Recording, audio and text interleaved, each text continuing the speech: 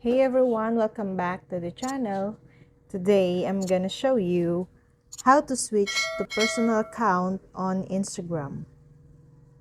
First things first, switching your Instagram account from business to personal isn't rocket science. Switching to an Instagram business profile or back to a personal account involves a few simple steps and takes less than 5 minutes. The difficult part comes when you're thinking about whether you should make the switch in the first place, or more on that later.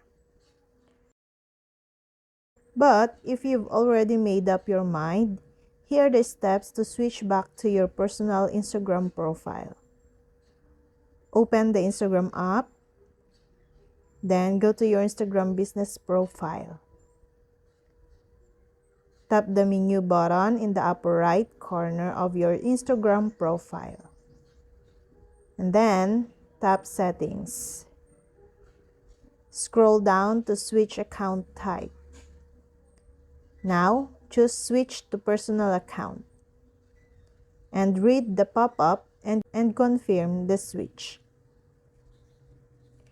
If you've ever tried changing your Instagram account from business to personal, you've likely come across a warning message. If you haven't, you'll see it here.